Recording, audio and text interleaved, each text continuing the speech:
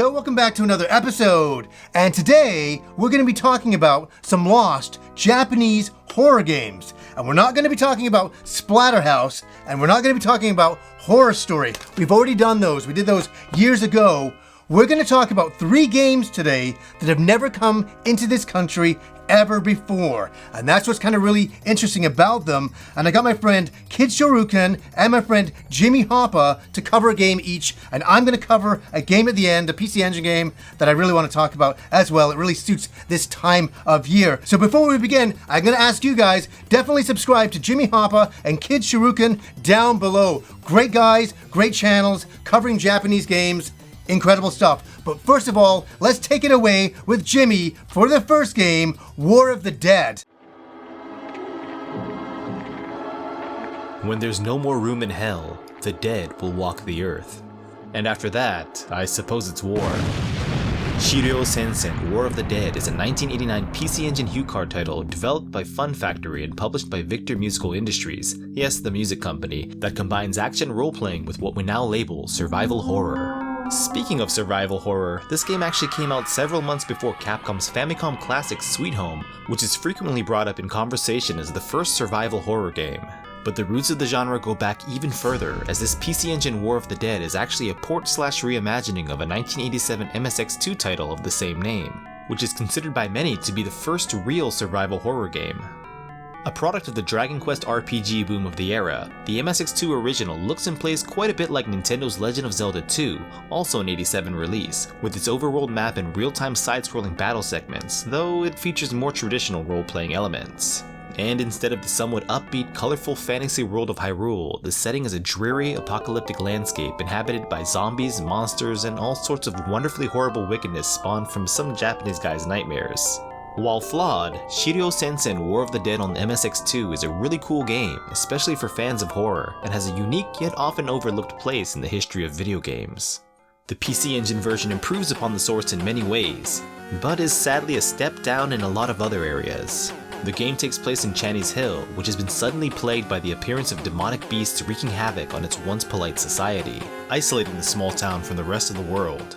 Players take control of Lila Alphon, a member of the Supernatural and Special Weapon Attack Team, or SWAT, a special military squad that deals in the paranormal, whose mission is to investigate and rescue the surviving residents of the besieged town, something the army and her fellow squadmates have apparently failed to do.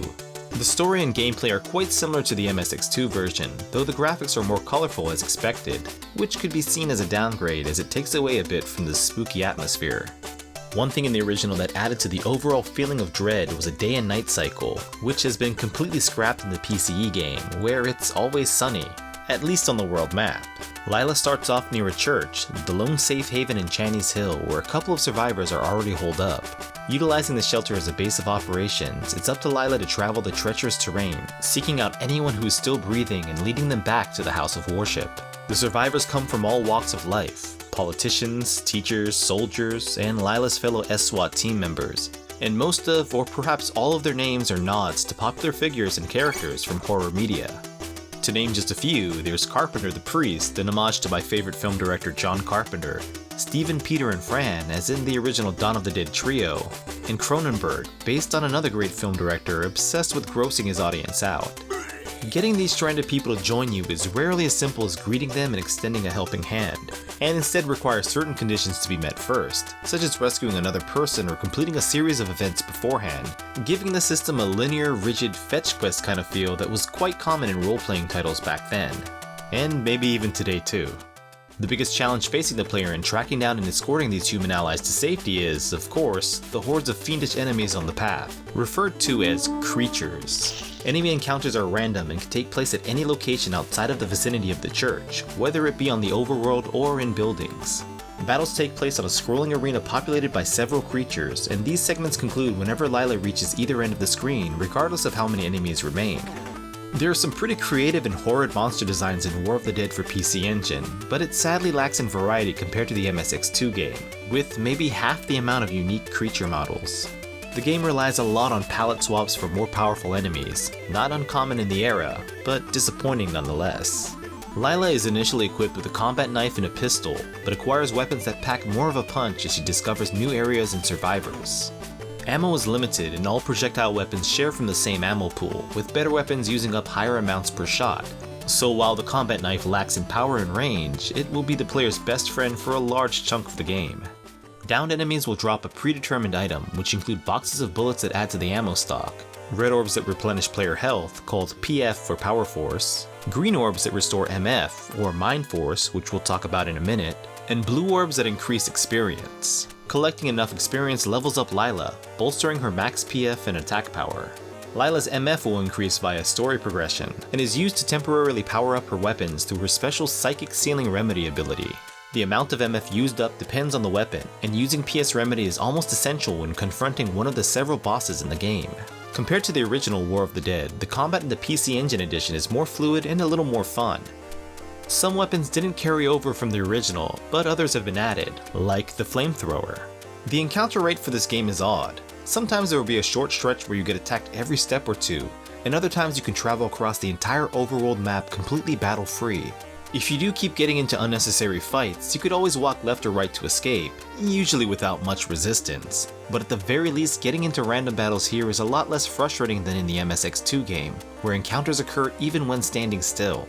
Losing all PF spells certain doom for Lila, Channy's Hill, and the world, so don't die. But really, don't die, because then you'll have to face the true horror of Shiryo Sensen on the PC Engine, its convoluted password system. Just take a look at that. Japanese hiragana, Japanese katakana, Arabic numerals, and Roman characters. And there's no auto-continue after dying, so you have to input your password with every game over screen. This has to rank up there among the most dreadful password systems ever devised. You can get a password for your current game progress at the church, and do it often. Or avoid death completely by keeping your PF at high levels.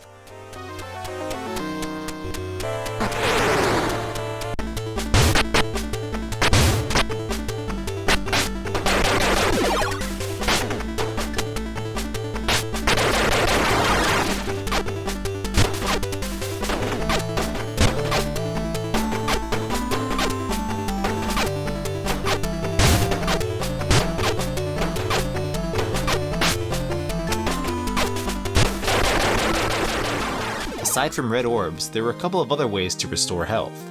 You can't sleep and recover like in the MSX2 game, but returning to church resets PF and MF to max. And what kind of RPG would this be without restorative items? While away from the church, consuming food and applying medkits restores health, and downing tranquilizer pills replenishes MF. Lila starts off with a few of these in her inventory, but they can also be found in one of the few item boxes scattered across town, or received from survivors. Use items often, because if you hoard too many, something very unfortunate will happen, which we'll get to soon. Channy's Hill is a rather sizable area, broken up by a wide lake in the middle and many small rivers that limit exploration in early stages of the game, though Lila will eventually find a raft that allows her to traverse the entirety of the map.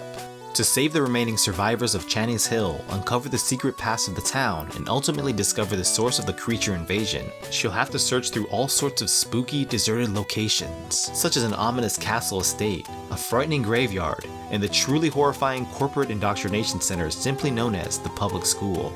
As she ventures deeper into creature-infested territory, Lila discovers that all the death and destruction was ultimately the result of human greed, unsurprisingly, which inadvertently reopened an underground portal to the underworld. 6 medallions were created long ago to seal that portal, and it's up to her to find them and succeed in ending the nightmare. And in her quest to find the medallions, she also learns that her involvement in the events taking place in Channy's Hill is no product of mere happenstance. But since this is a short video, you can experience the details yourself by playing the game. Even if you can't read Japanese, an English fan translation made its way to the internet in 2017, allowing a bigger audience to appreciate Lila's trials and tribulations. So despite a few complaints, with its interesting history and creepy backdrop, Shiryo Sensen War of the Dead must be perfect for fans of RPGs, the PC Engine, or horror-themed media, right? Well, no, not really. Sadly, there were some major flaws that hold this one back from greatness, aside from the small grievances already mentioned. The most notorious of these flaws are the experience and item inventory bugs, where if you accumulate over 9,999 experience points or over 14 consumable items, the game breaks. With the former, Lila will essentially level down to 0, causing her PF to become 0 out of 0, meaning any brush with an enemy and it's game over. Collecting too many items will cause their menu icons to vanish, which would have been manageable, but in my playthrough this made the raft disappear completely and I was unable to reach the last dungeon. So reset, spend a couple minutes entering the password, and use up items needlessly to avoid tragedy again. Not annoying at all. A little pink piece of paper is included with the game, supposedly written by Carpenter the Priest, that gives some tips and warns the player of these glitches, but really it's pretty unbelievable that they're even a thing. There are some gruesome sights and sounds in War of the Dead. However, the scariest part of the game is running into either of these bugs. No joke. Worse than even that, however, is that game progression overall is just tedious, requiring a lot of backtracking in the same places over and over again and speaking to NPCs numerous times trying to trigger the next event to open up. It's a game that I can recommend only to the most hardcore or those used to the obviously dated style of RPGs from the 80s. But even then, it may be a struggle to make it to Shiryo Sensen War of the Dead's end credits. Oh wait, there are no end credits. Personally, I'm glad I made it all the way through, but I admit that I did want to give up on a few occasions and almost started rooting for the bad guys to end my misery. Kill me.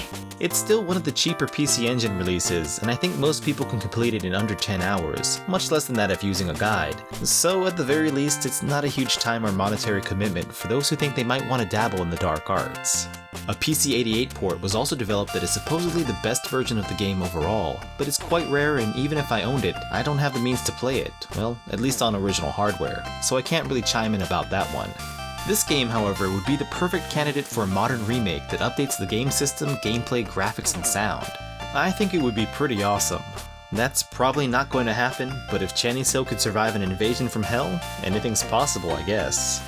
Anyway, I'm Jimmy Hoppa, thanks for watching and take care. Especially of creatures. Ew.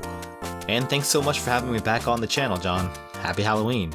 Thank you, Jimmy, for covering that. I have my copy right here, and I've always wondered about this game. And I started to play it a little bit, and I'm like, I really don't know what I'm doing without knowing Japanese, so really happy to have that covered. Next up, we have Kid Shirukan, and he's covering, oh my god, I have a recreation of the game because I couldn't afford the actual physical copy, and that is for Dead of the Brain.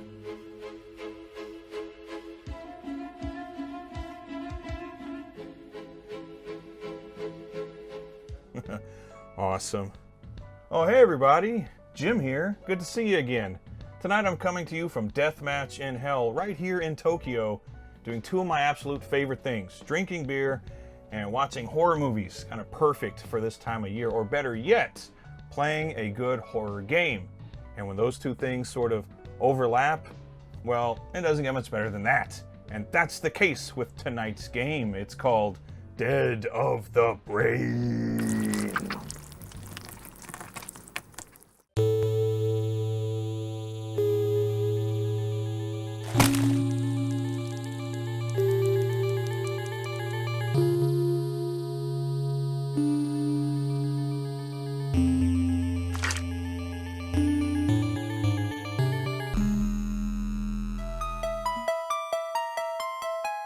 I just love it when I find classic Japanese video games that borrow heavily from some of my favorite movies. For example, when you play a game like Contra or Metroid, it's hard not to notice the obvious nods to the Alien series, or perhaps more apt for this video, a game like Snatcher, which blends elements of both Blade Runner and Terminator.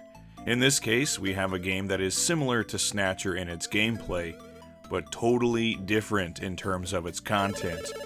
Dead of the Brain is a point-and-click adventure game that takes a lot of inspiration from some of my favorite 80s horror movies, in particular, the 1985 Stuart Gordon classic Reanimator, and my personal favorite zombie movie of all time, Return of the Living Dead.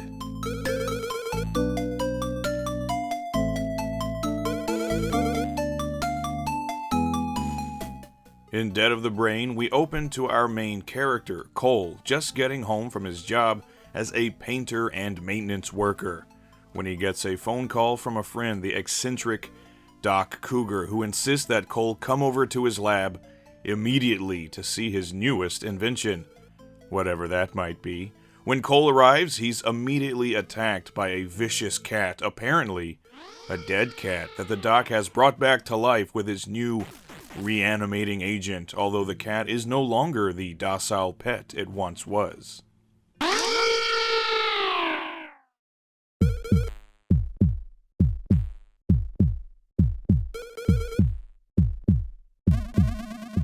When a police officer arrives to investigate a noise complaint, he meets his maker when the undead feline tears out his jugular. In a panic, the doc administers his serum to the downed officer, causing him to spring back to life, out of control and craving human brains. As Cole and the doc run for their lives from the zombie cop, they very foolishly make a beeline for the nearby cemetery when their luck goes from bad to worse, as the doc clumsily spills his reanimating serum all over the ground, and you can guess what happens next. The serum soaks into the soil of the graveyard, and soon after, a legion of brain-starved zombies spring up from the ground. And that's when things really go off the rails. As you play through Dead of the Brain, you'll explore various locations, such as the police station, where everyone has apparently already had their brains feasted on, and eventually a large hotel that's still under construction as you attempt to escape the zombie horde, eventually meeting up with a bunch of other survivors. And your main goals will be staying alive, eliminating the zombies that you come into contact with, and figuring out a way that you might be able to put an end to this whole zombie apocalypse thing. This all seems pretty simple at first, but eventually the story does take some pretty cool twists and turns where this zombie outbreak might not be the accident that it first seems to be. I won't spoil the whole story, but I'll just say it gets a little bit nuts, and we do eventually get the reveal that, for lack of a better term, there was a Terminator in your midst the whole time, so you can add that as another film this game takes inspiration from.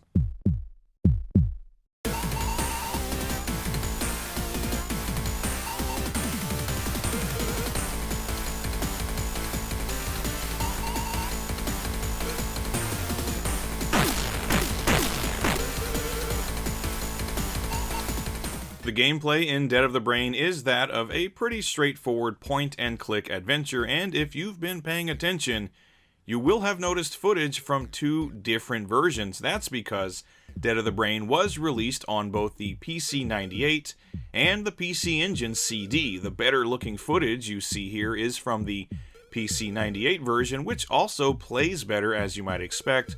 Point-and-click games are always better on the PC after all, but the PC Engine version is not without its charms, and does come bundled with the sequel, a cool game in its own right, but we'll save that for another day. Also, I'm sure you noticed the conspicuous English text you've been seeing here, quite unusual for a game that never left Japan, eh? Well, that's because there are both English and Spanish fan-translated patches available for the PC-98 version, so now this game that was once relatively unknown outside of Japan can be enjoyed by a much larger audience. Also, the physical copy of the PC Engine version costs about $1 million, so I definitely recommend going with the PC-98 ROM, which will cost you exactly $0, which is a pretty good deal.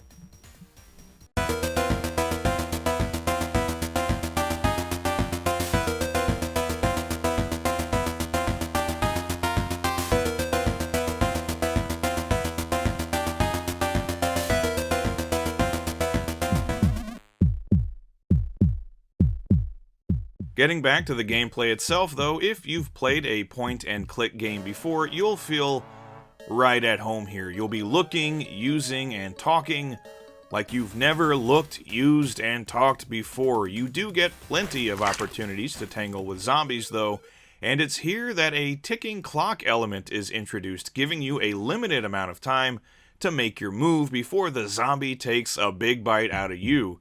Sometimes it's better to stand and fight, and sometimes it's better to use your brain while it's still in your head. There are plenty of scenes of graphic violence and gore to satisfy horror hounds, such as myself, and overall, for a fan of classic point-and-click titles, this is a unique experience. Plenty of blood and guts, zombies, and plot twists, all with a classic 90s anime art style, and a suitably creepy soundtrack. For sure, if you're a horror fan and you like a good point-and-click adventure, Dead of the Brain is about as good as it gets. It'll have you saying, "More brains."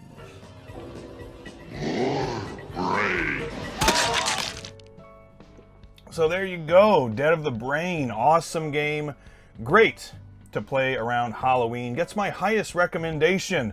So thank you very much, Happy Console Gamer, for having me on your channel once again. And to everybody watching Kid Shoryuken right here on YouTube, I hope to see you real soon. Take care, goodbye. Dead of the Brain has always been one of those fascinating games for me. It came at the end of the PC Engine lifetime, and I was always like, what is that game about? It looks like Snatch, or it has those kind of graphics, and I'm really happy to see it covered by Kid Shoryuken. Now, the game that I'm going to talk about is right here. This game, this little game here on the PC Engine, Necromancer. It came out in 1988, and its claim to fame is that it is the first PC Engine RPG.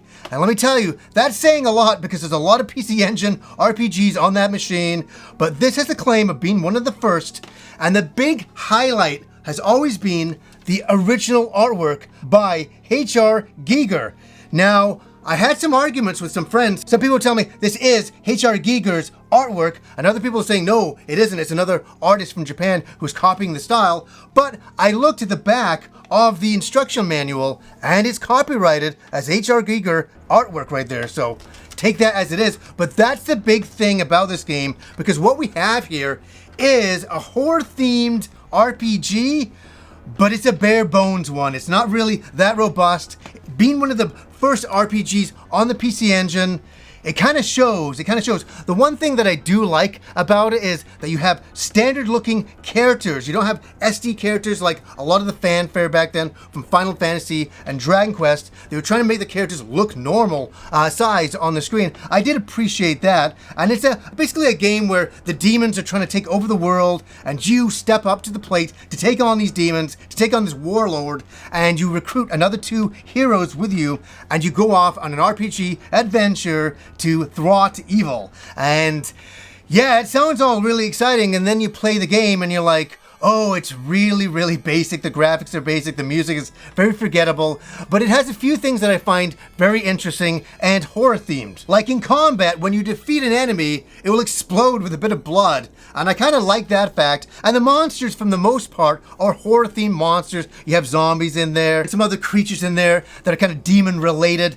It's not too stand-outish, this RPG, but the reason why I even wanted to talk about it is it's the first RPG on the PC Engine, and the artwork that is better than the game itself right there. I think the artwork is awesome and fascinating, and the world was in love with H.R. Giger back then. I still am in love with his work. You know, he was part of the Alien series. He designed the Xenomorph for that. He did incredible paintings, and I absolutely adored his artwork for all the time that he was around on this planet. And so yeah, that's the reason why I want to talk about this game, is because it's always been sitting on the shelf, and I've never found a place just to talk briefly about it. It's a very forgettable RPG, but really remembered for the amazing artwork on the cover. I want to thank Kid Shoryuken and Jimmy Hopper for their coverage today on those two games that are really interesting games. And I want to say that we sat around and really talked back and forth about what games to cover. It was really a collaborative endeavor that we had with each other, and I think it came out really well because we really wanted to show some games that have never come out over here. So definitely subscribe to those guys down below. So anyways, guys, until next time.